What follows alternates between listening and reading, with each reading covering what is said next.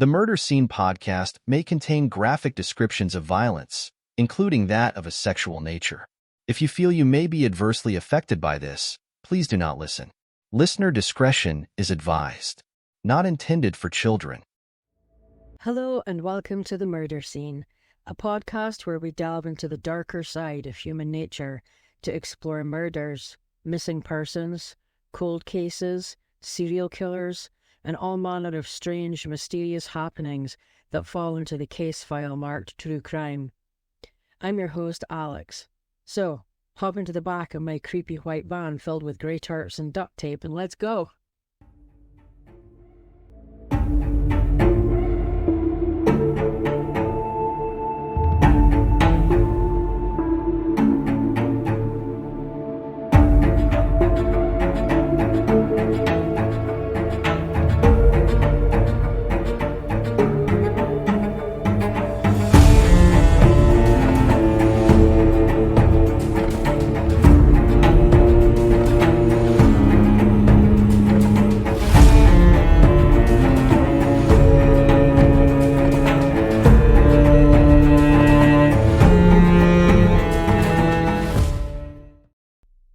The Murder Scene Podcast, Episode Number 5, The Tragic Deaths of Gene Hackman and Betsy Arakawa, the horror story ending of a fairy tale romance.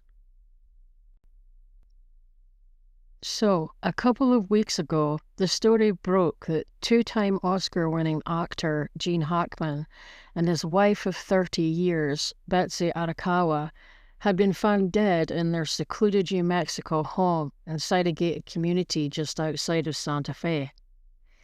My conspiracy nut nature kicked in immediately when I heard the word mummification. My ears pricked up and I'm like, mummification? What? News sources began reporting that Betsy's feet and hands showed signs of being mummified. A few days later, they said that both bodies showed signs of mummification. But apparently, there's no great mystery there.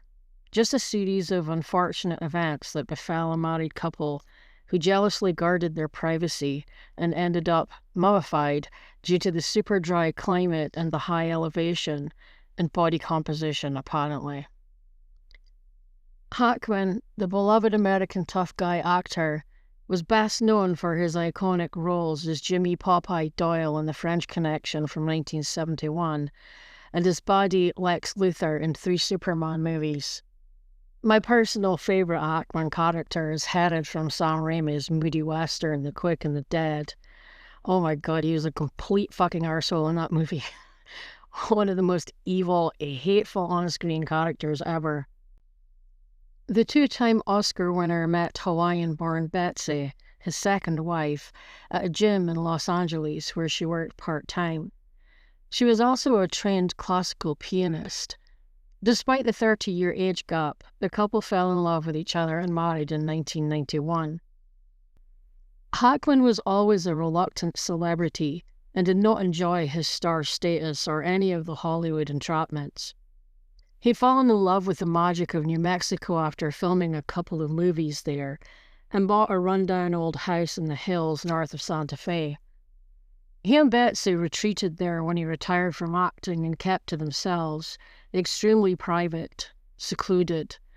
One neighbour said you wouldn't even know anybody lived there except for seeing the rubbish bins by the side of the road once a week on garbage day.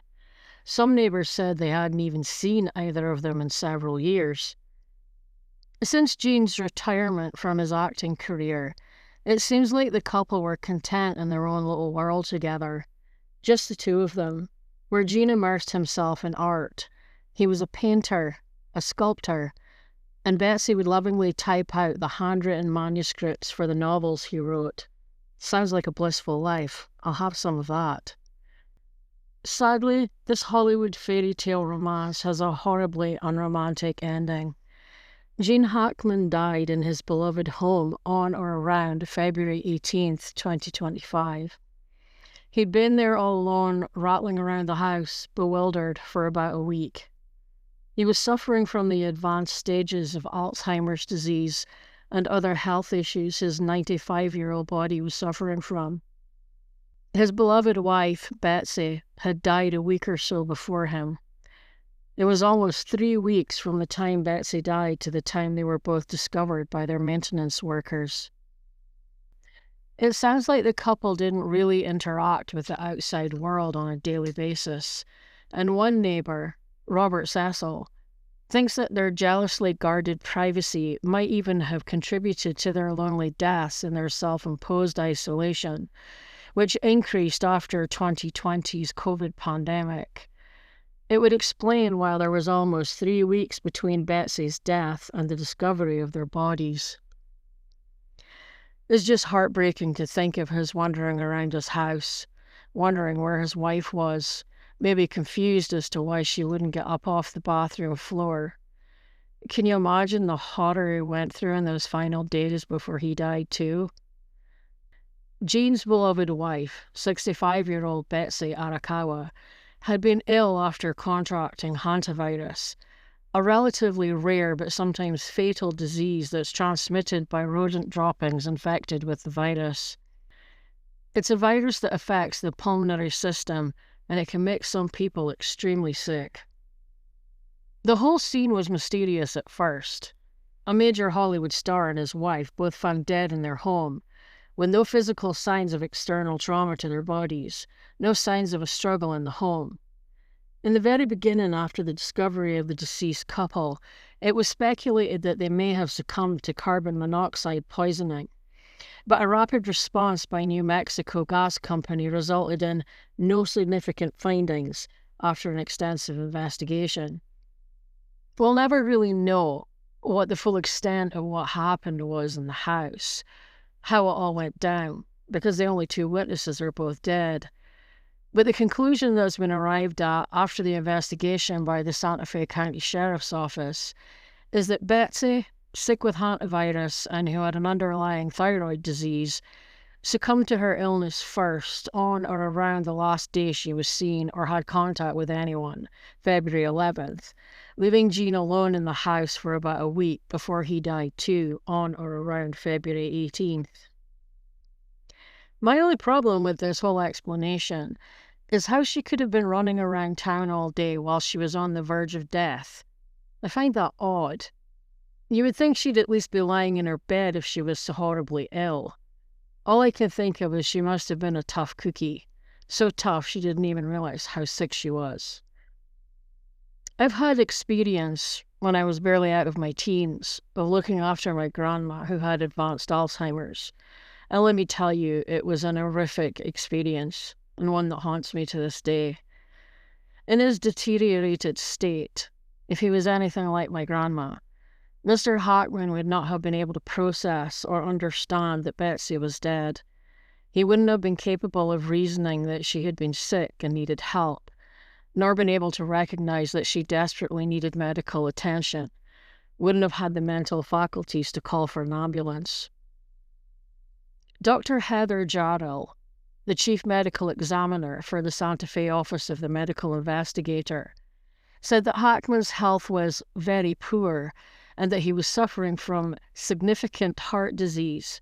And regarding his wife, Betsy, added that it was quite possible he was not aware that she was deceased. Sadly, one of the couple's 3 dogs, Zena, was also found dead in the bedroom closet in her crate. I don't know why she would have been in the closet, but the reason she was in the crate was probably due to her having a surgical procedure done shortly before Betsy died. Betsy was found on the bathroom floor with her own prescription medication for a thyroid condition scattered around her. Jean was found in a mudroom wearing his slippers, his walking stick nearby. A terribly sad ending to the extraordinary life of one of the greatest actors of his generation.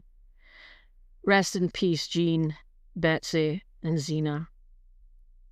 That's all for this episode. Thanks for listening. See you all next time. Thanks for listening. Go to themurderscene.com or at the Murder Scene Podcast on YouTube for all our social media links. See a full list of research credits and sources in the show notes below, or if you're watching a video, please see the end credits.